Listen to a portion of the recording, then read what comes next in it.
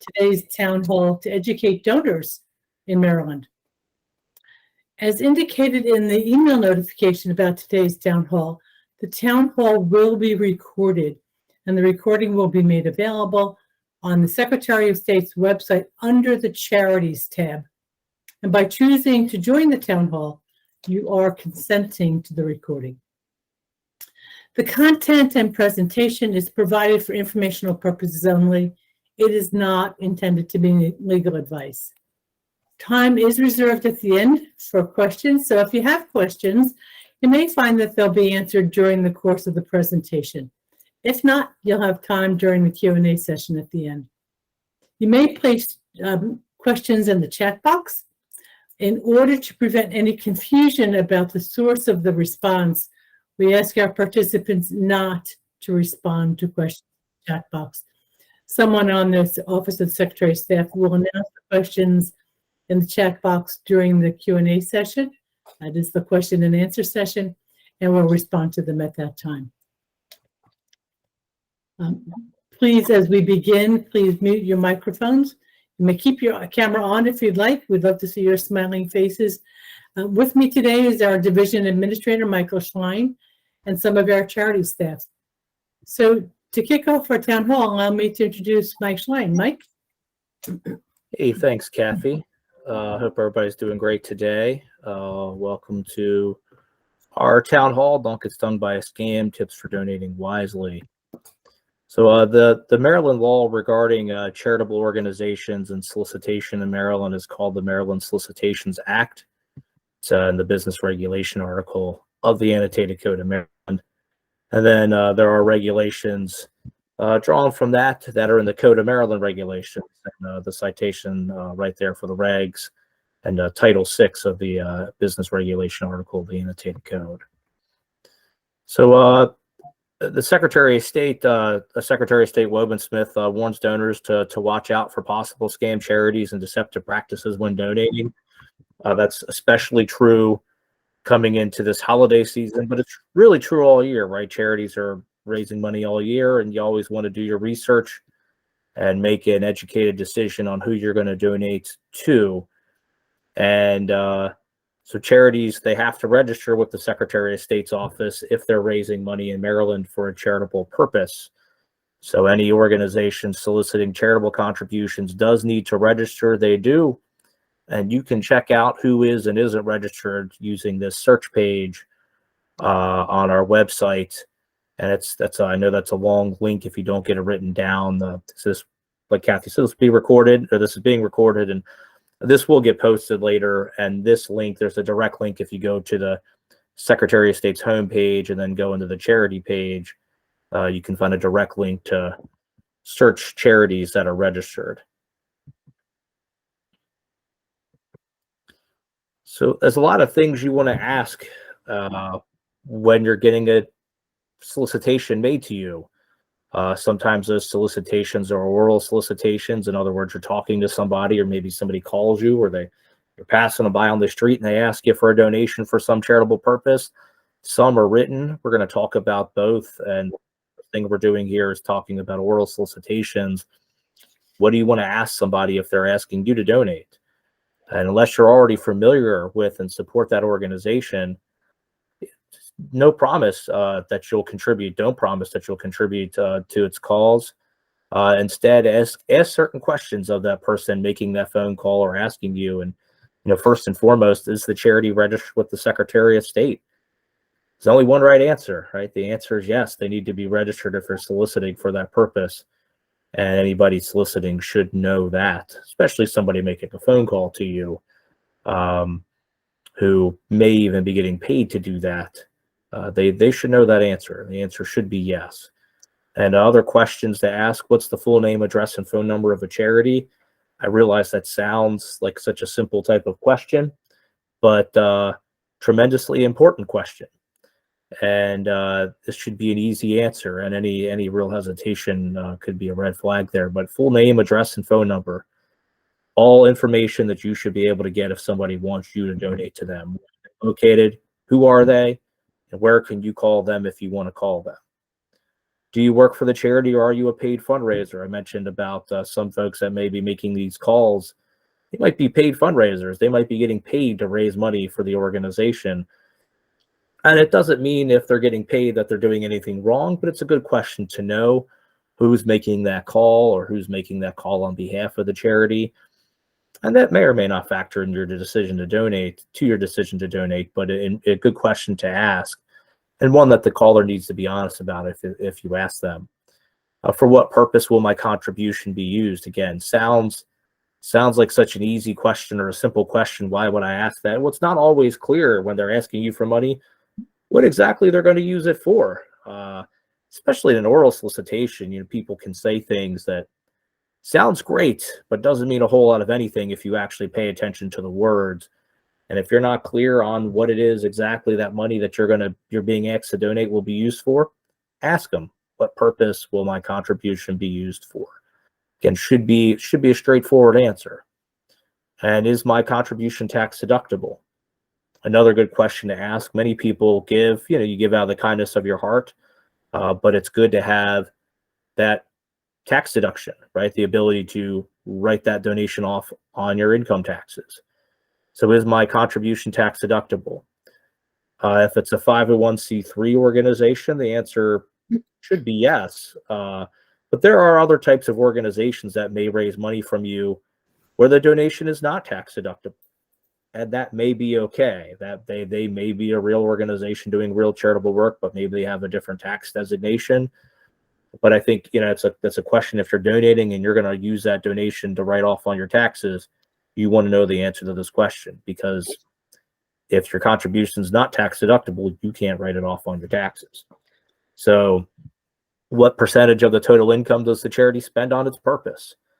And this, again, this is an answer that anybody calling should have access to. And it's an important question, right? You want to make sure you're giving to a charity that's going to use the money for the purposes that it's, for which they're being solicited. And if the organization doesn't spend a lot of money on what they're soliciting you for, you may want to reevaluate that decision to give. It's not the only factor in whether you give to an organization, but it is a factor. And the organization should be able to answer this question. And this is an answer that you can also check. Just like all of these, you can check. You can check if they're registered with us. You can check their name, address, and phone number if they give it to you and verify it is what they say it is. You can figure out if they use a paid fundraiser. You can figure out what their money is going to be used for. You can figure out if it's a tax deductible contribution, and you can figure out the percentage of money. So these are all answers that they should be able to provide to you, but you can also go back and check after the fact, either with us or with other giving resources that we'll get to a little later on in the presentation, but different places you can go do some research for contributions. And Mike, I think that the last statement that is on that slide is really important to know. And that is, even if you say, yes, I'm going to give, during a phone call or an in-person meeting with a solicitor, you can always change your mind. You're not obligated to make that gift. You have second thoughts. A family member says to you, you know what, I'm not so sure about them. Or you decide to check out our website or one of the other ones we're going to talk about. It's okay. That pledge is not an enforceable gift. It's okay to change your mind. Very important point. Very important point, and one to remember and keep with you, no matter what anybody will try to tell you or how they may try to word a written follow-up to a conversation you had. You can change your mind. It is not binding. Questions to ask when examining a written solicitation. So we talked about when you're getting an oral solicitation. Now we're talking about written solicitation. So you get something in the mail, most likely. Maybe you see it posted somewhere. Maybe it's online.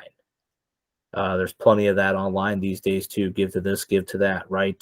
Charitable fundraising happens there on the internet all the time. You get it in the mail.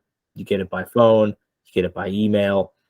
So things you want to question on a written solicitation. So is the full name, address, and phone number disclosed in the material?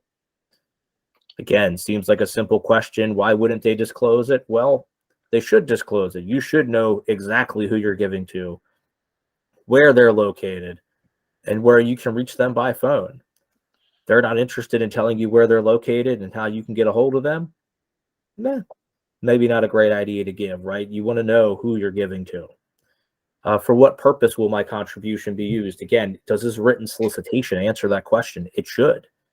It should tell you why you're going to donate, why your donation is important, and be clear in what it is your contribution is going to be used for. If it's not clear, you leave that written solicitation after reading it unsure what exactly it is, certainly something to consider as to whether or not you should give. Does the organization offer to send me a copy of its financial statement?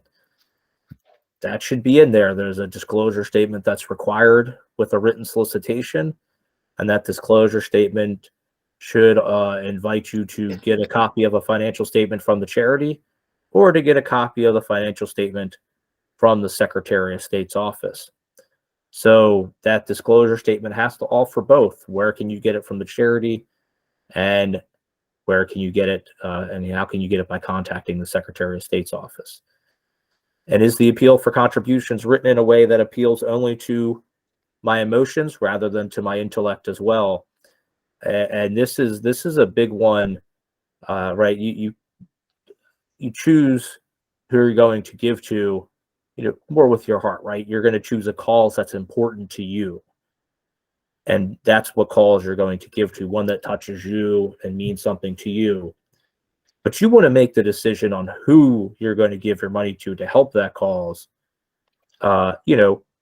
intellectually. With, you want to analyze it and make the best decision on who to give to. You don't want to just respond purely in an emotional way and give money without analyzing or giving it much thought. And, does the appeal sound plausible? Is this a realistic thing that somebody's asking you money for? And, all factors to consider when deciding whether or not to give. And that second, the last one, is it written in a way that appeals to just your emotions or also to your intellect? I think it's key in making a good decision on who to give that money to. Again, you're going to choose the cause that's important to you, but you're going to make sure you pick an organization that's actually going to further that cause. And when you're making decisions on donating, this sounds maybe dramatic or over the top, but you want to make decisions like you're purchasing something, right? It's your hard-earned money that you're giving away to a charitable cause, to something that matters to you. And you want to make sure it goes to an organization that's going to fulfill that mission or promise that they are making when they're soliciting to you, that this is what it's going to be used for. And that money is, it's your hard-earned money, and you're choosing to give it to a charitable cause. So treat those decisions, a lot of questions to ask here, but treat your decision to donate like a business decision, like you're going to buy something. And, you don't go to the store and, buy a fridge or buy something without maybe doing a little reading first, right? You read the reviews on something and you decide whether or not you're going to put your hard-earned money to something.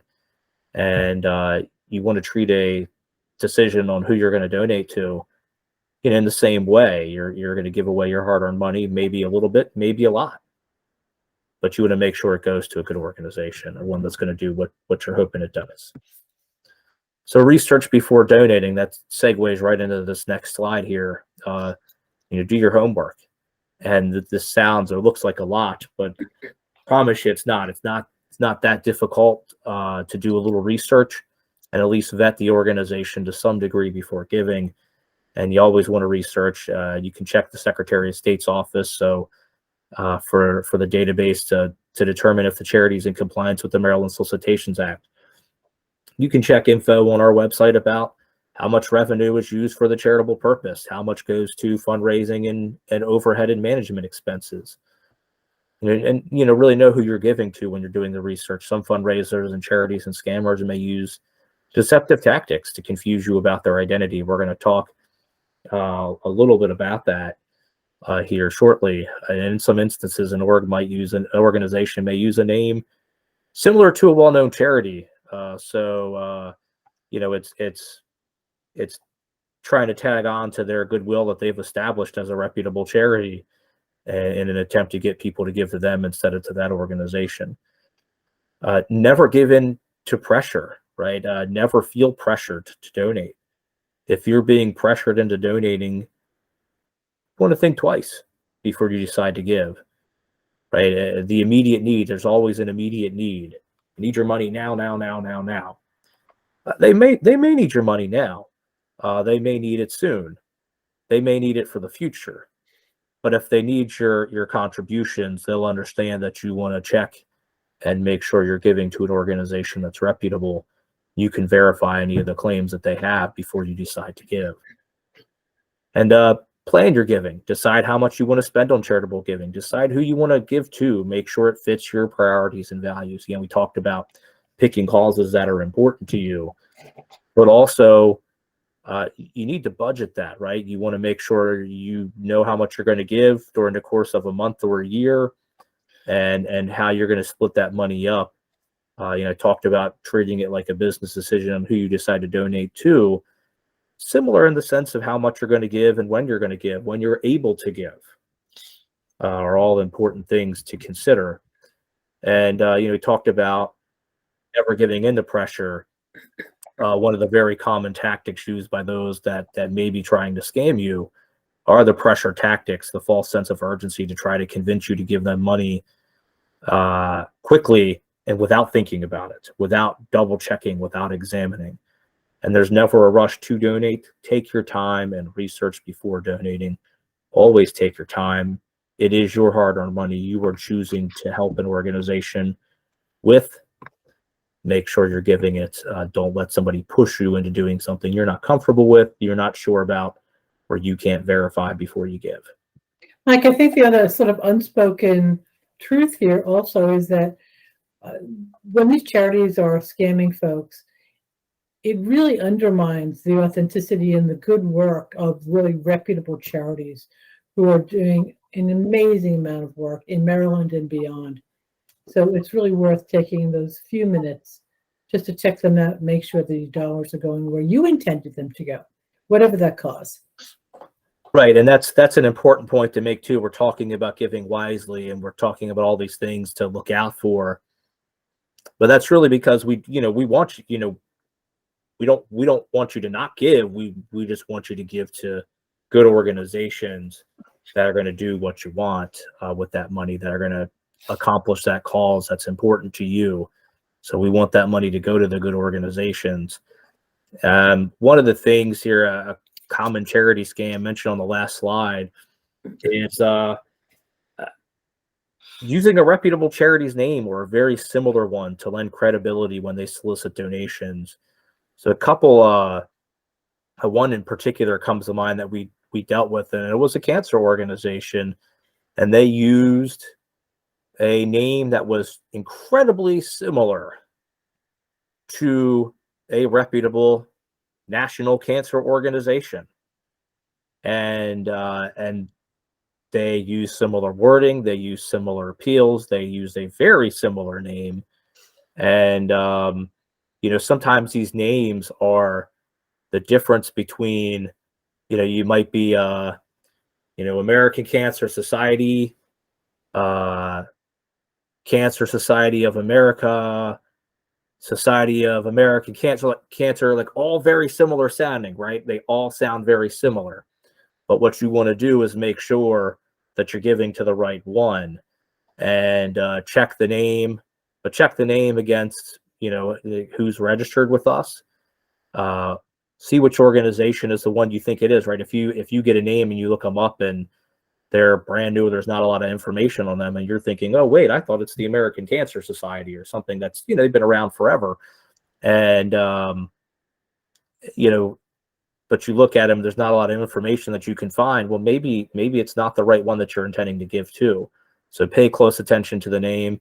In that example I gave, make sure it is, if it was the American Cancer Society you intended to give to, that you're picking one like that, and throwing out that none of this is an endorsement of a particular charity, just using an example that we've dealt with in enforcement matters of organizations that pick very, very similar names to ones that exist, very similar marks and printed materials to ones that are the real organization that you think you're trying to give to.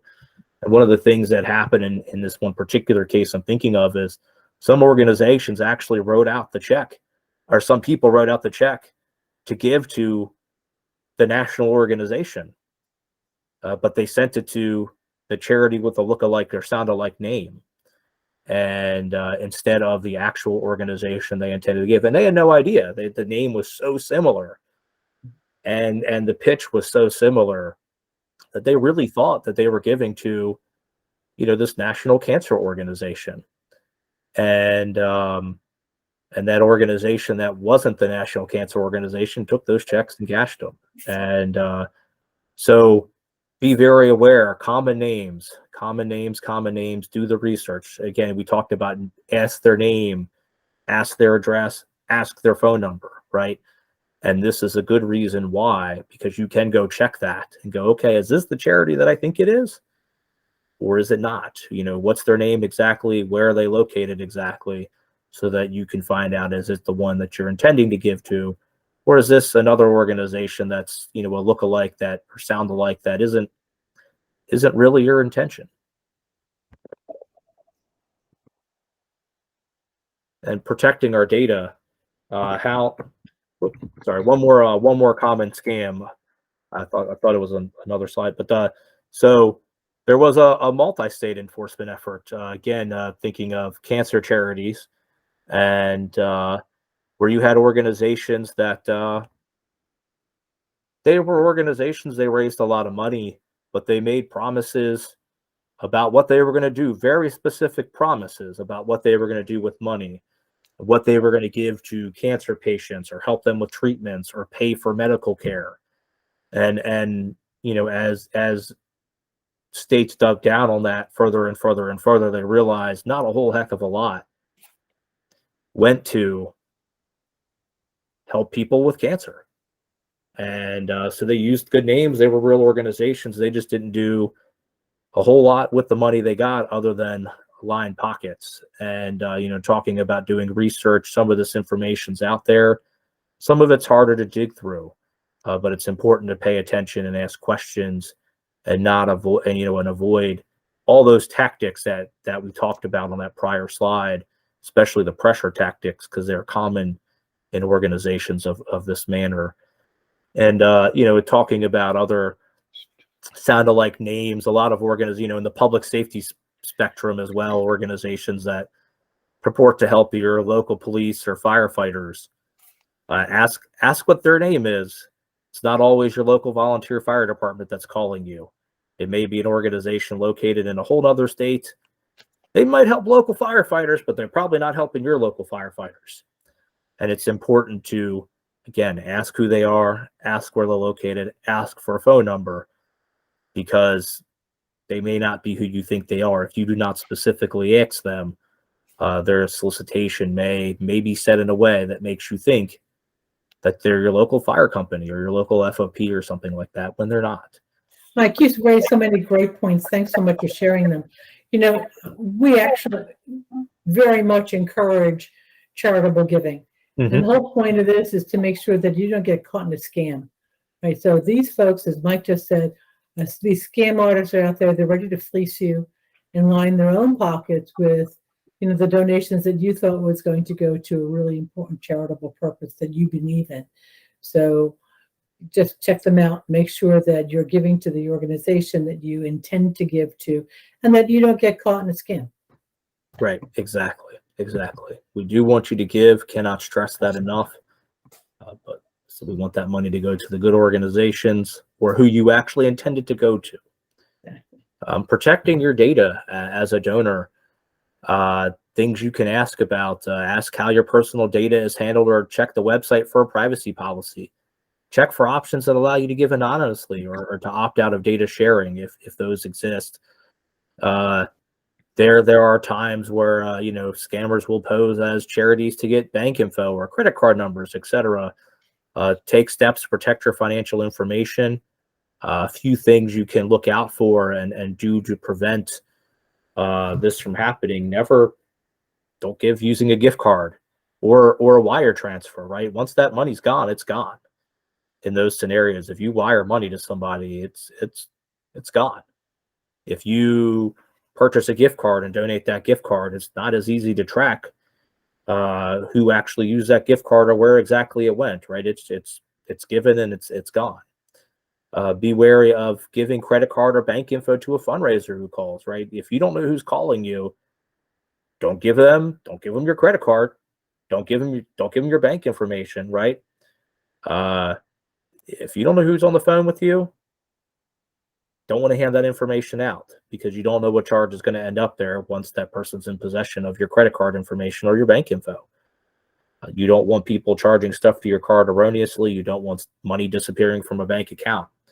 Researching the charities, giving online directly to the organization is a great tool or tactic. You go to the organization's website, it's their website. You get ask for a pledge card instead of giving the money on the phone. Ask them to send you a pledge card so that you can review the written solicitation. You can review the information and compare it to what they told you on the phone, right? Is this who they said they were calling for? Is this organization real? You get that written pledge card or request for a contribution, and you can take the information there and look them up and do a little research to make sure it's a real organization, make sure it's who you think it is before you give. And, don't click donate buttons or links in emails. Navigate to the charity's website and give directly.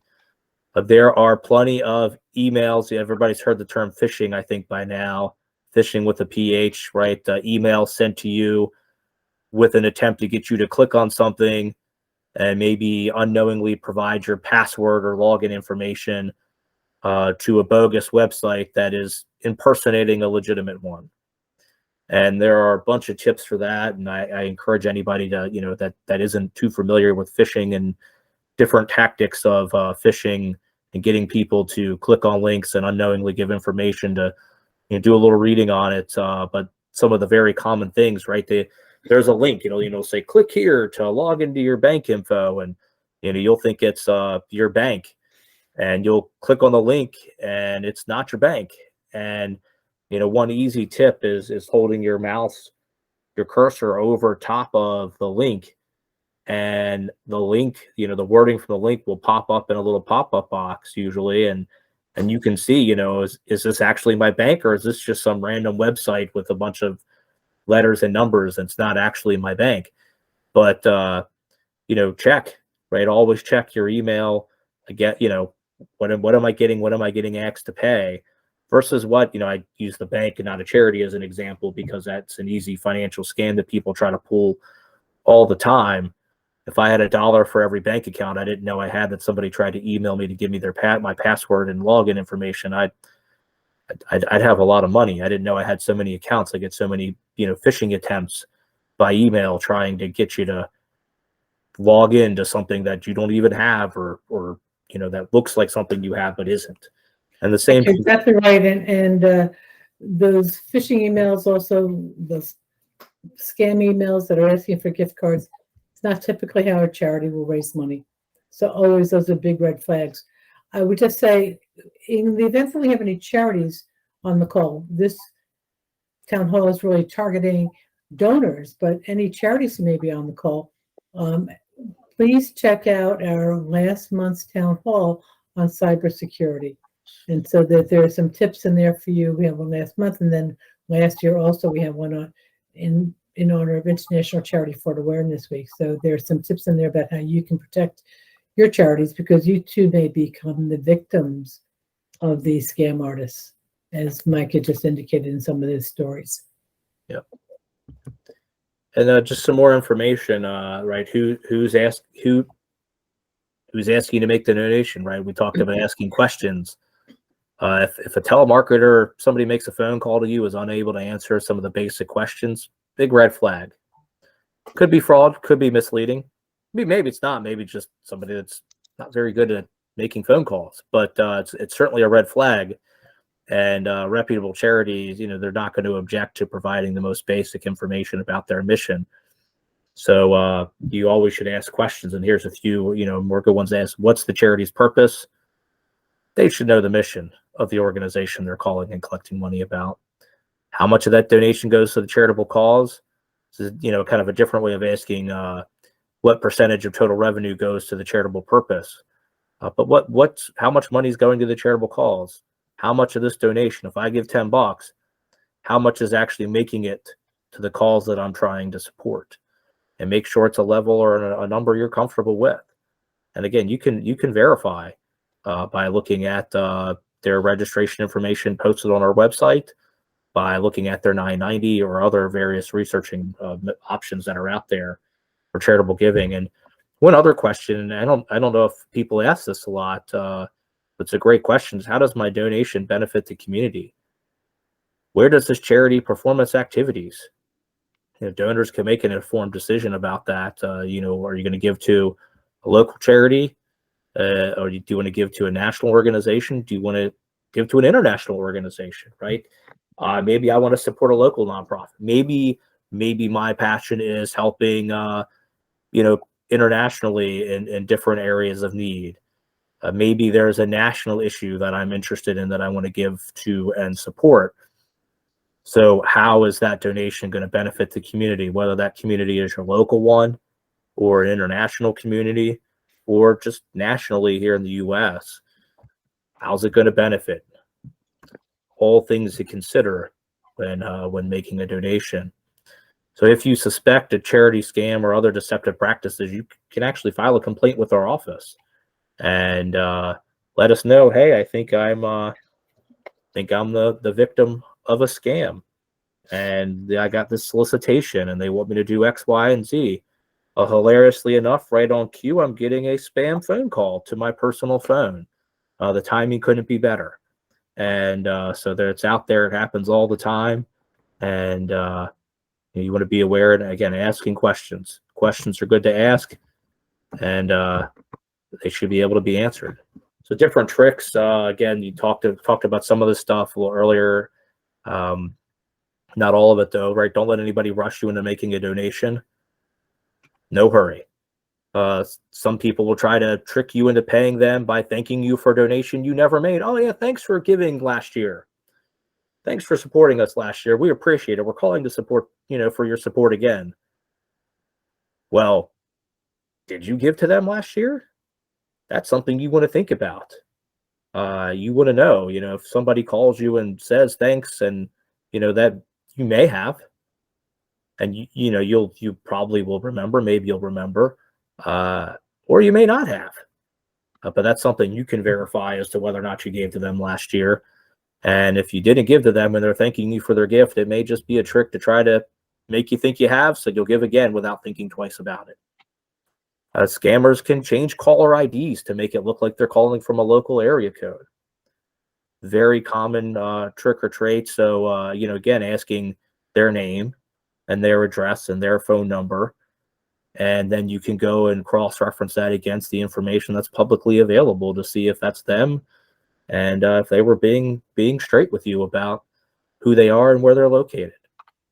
Some scammers use names that sound a lot like the names of real charities. We talked about a couple examples of that happening in the real world that we've seen with our own eyes and had to look into and deal with. And it pays to do the research up front.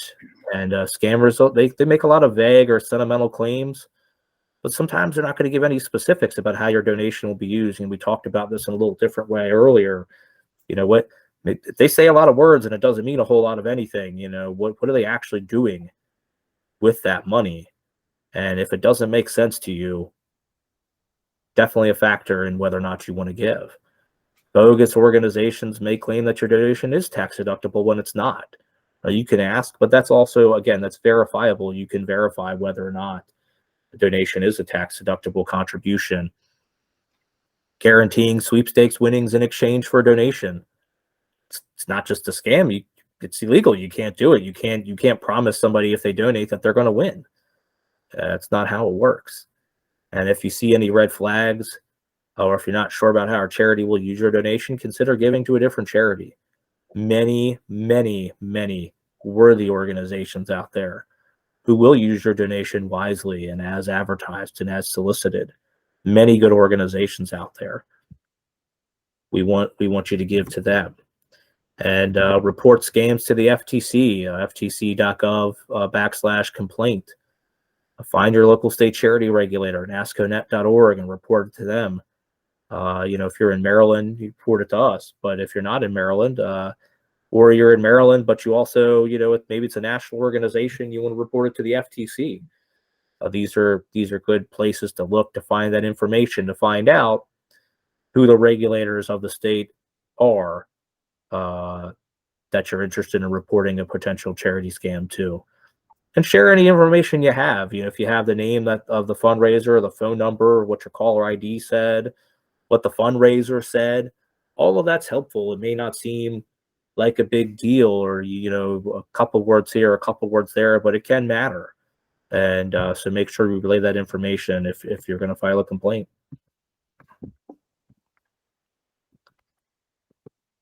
And some common mistakes. We talked about the things to avoid, things to look out for. The sob story, right? The bleeding heart. You get wrapped up in the appeal. It's such a terrible thing, or I can't believe this is happening. I got to give and I got to do it now. Well, always stop and ask questions. Probe for information.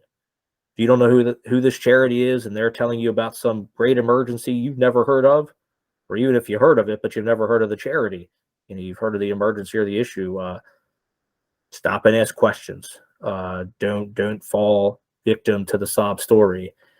And, also don't be too trusting if a charity's not readily answering questions. If they can't answer some basic questions, that's an issue. They should be able to answer the most basic of questions that we've talked about when you ask them. And just because somebody says charity doesn't mean instantly that they're amazing, right?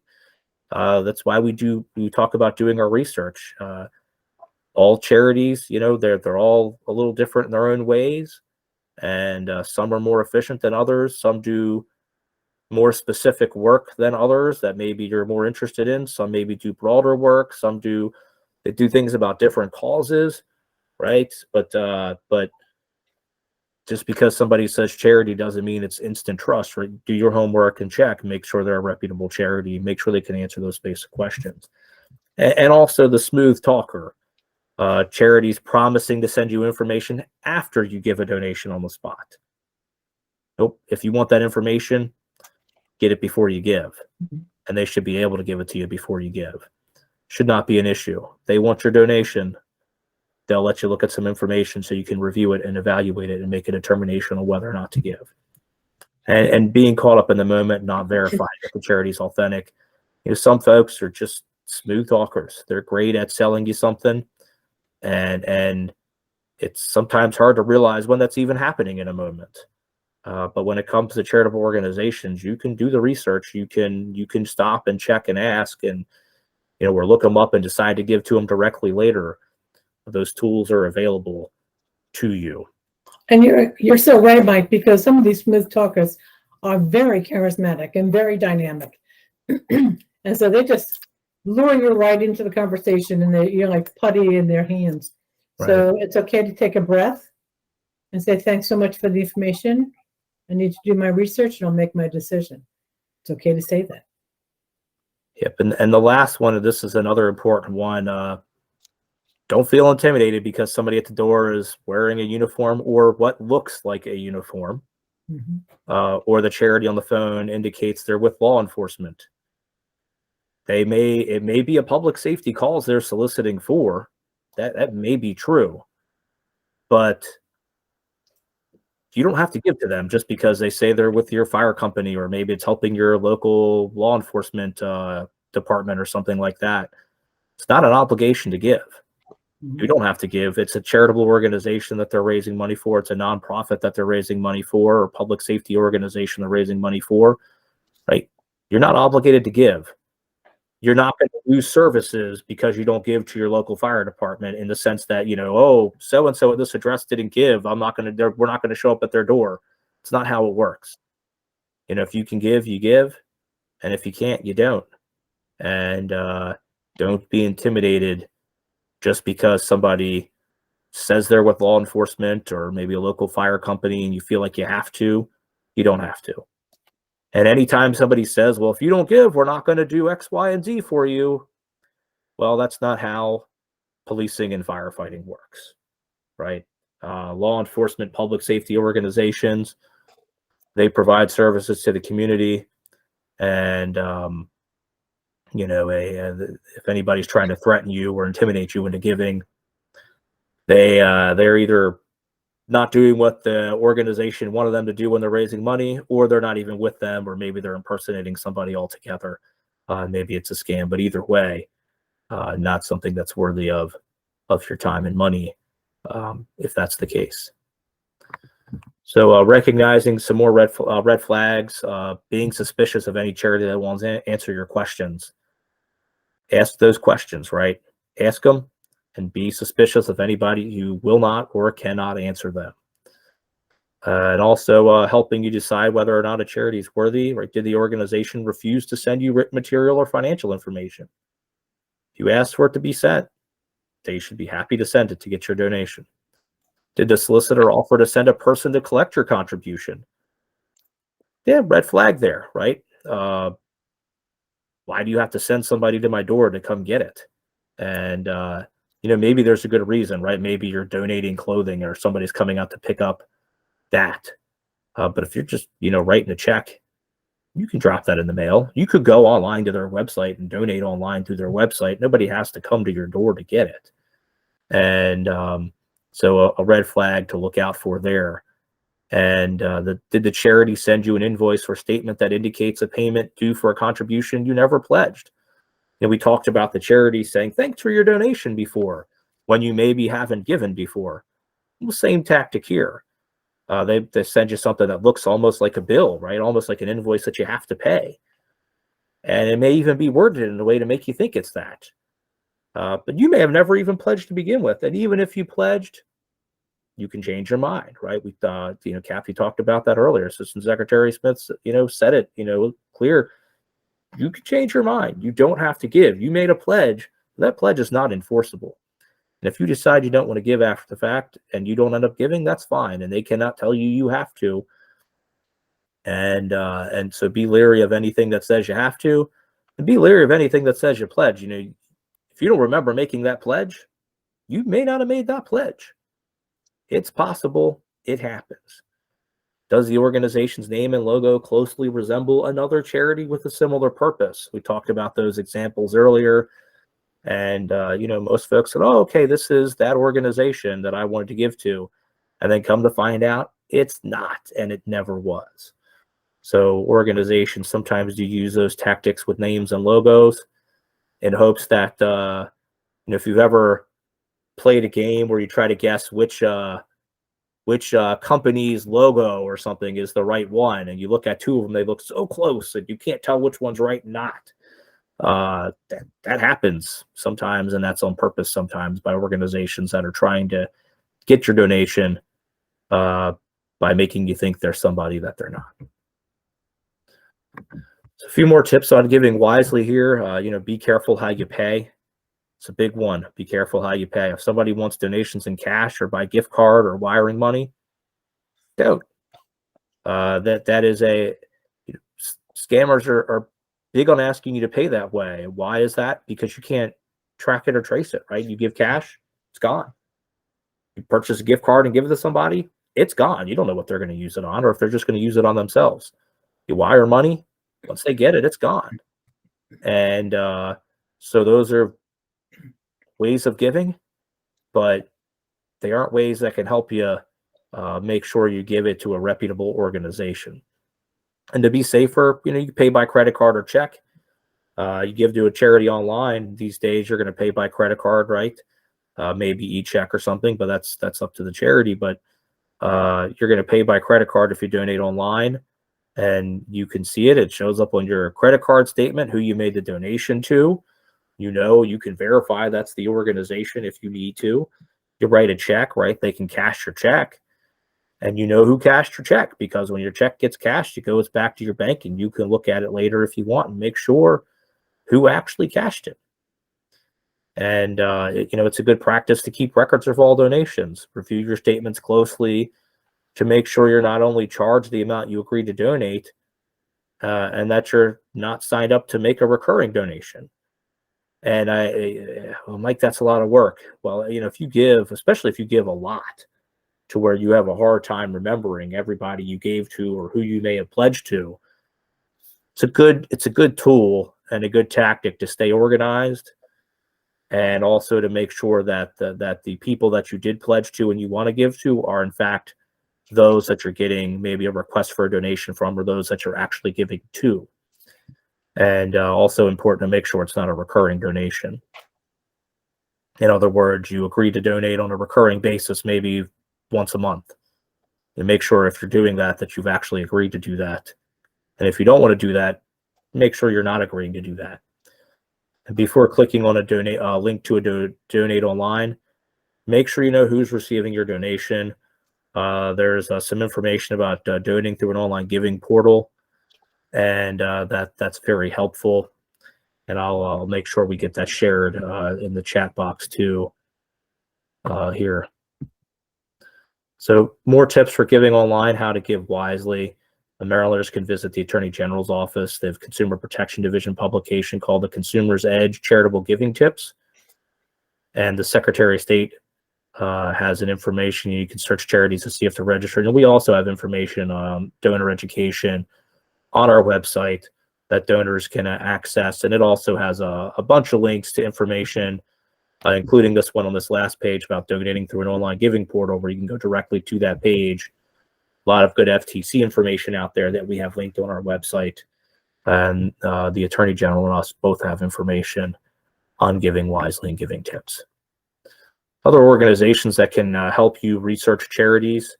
These organizations offer reports and ratings about charitable organizations. They spend donations and how they conduct business.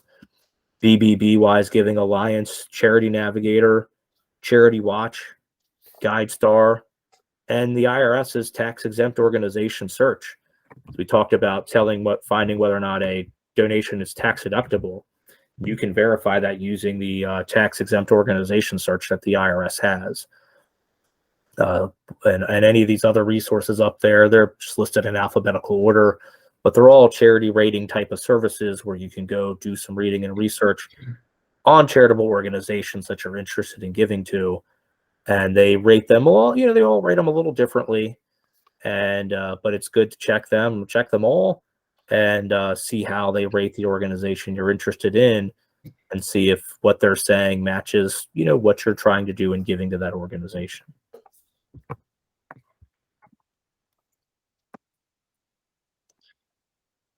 So what if I have a complaint?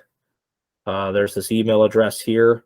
You can actually make a complaint through our online filing system now as well.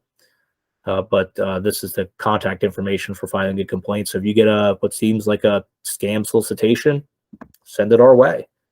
You get what seems like a scam phone call, let us know. Let us know when it happened, who called, any information you have from that phone call.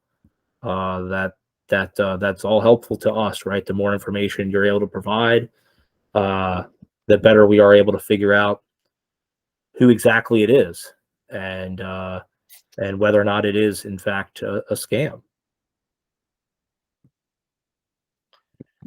Thanks, Mike. Great information. And if folks are out there, like those of us on this call, who are really committed to helping our communities and committed to helping stamp out a particular disease or promote a particular activity or mission, and these scam artists are out there just waiting to fleece our money. So I appreciate all your